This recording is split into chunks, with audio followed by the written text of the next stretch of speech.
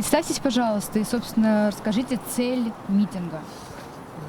Я зачитаю, здесь все будет написано. Меня зовут Ваган Бабаханян, но это не мое, а общее наше. После собрания, которое заявление по итогам собрания прихожан Армянской апостольской церкви Святой Екатерины и членов армянской общины Санкт-Петербурга. После вечерней службы сегодня в Армянской апостольской церкви Святой Екатерины 22 декабря 2025 года и совместных молитв за мир и единство армянского народа состоялось собрание, на котором единогласно принято следующее заявление. Участники собрания выражают протест против жестких, безосновательных репрессий в отношении Армянской апостольской церкви, священнослужителей, благочестивых мирян, благотворителей и инакомыслия в целом, которые ведут к расколу и дезинтеграции общественного сознания в Армении и в Спюрке.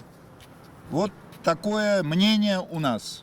И мы просим вместе с другими заявлениями и обращениями постараемся передать по адресу. Спасибо.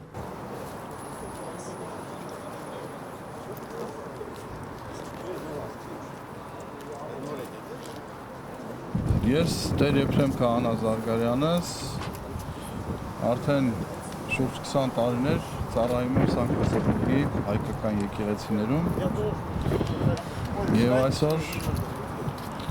մեր համայնքի Պետերբուրգի հայ համայնքի ներկայացուցիչները, մեր հավատացյալները ինձ խնդրեցին, որպեսզի միասնաբար աղոթենք եկեղեցում մեր երկրի խաղաղության եւ ազգի միասնականության համար,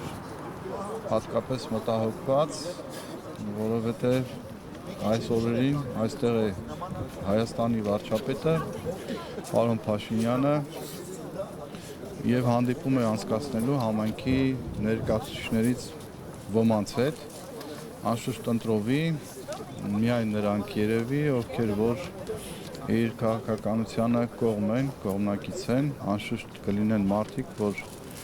ներկաներից համաձայն չեն եւ իրենց անհամաձայնությունը կհայտնեն, բայց ուզում ենք փոխանցել, որ այստեղ հավաքված ժողովուրդը եւ նաեւ Ռուսաստանաբնակ շատ հայեր դժգոհ են այն քաղաքականությունից, որ որդեգրել է հիմա Հայաստանի ղեկավարությունը հանդեպ հայ եկեղեցու, հայ հոգեվորականների, նաև բարեպաշտ հայրենիների, այդ թվում նաև բարեգործ, օրինակ Սամվել Կարապետյանի եւ այն գաղափարախոսությունը, որ ինքը քարոզում էր ի սկզբանե իշխանության գալով, դեռ այն ժամանակ ցավոք զգացում ունեի, որ այդ ամեն ինչը փոխվելու է ընթացքում։ Ժողովրդին պետք էր ոտքի հանել, որպես իշխանության գա, այդպես էլ վարվեցին եւ իրենց գաղափարախոսությունը եւ իրենց ցանկությունները եւ այն հույսը, որ ներշնչում էին մեր ազգին, ցավոք այս տարիների ընթացքում բոլորը իդերև եղան եւ մենք տեսնում ենք հակառակ ընթացքը, որ հատկապես այս իշխանության օրոք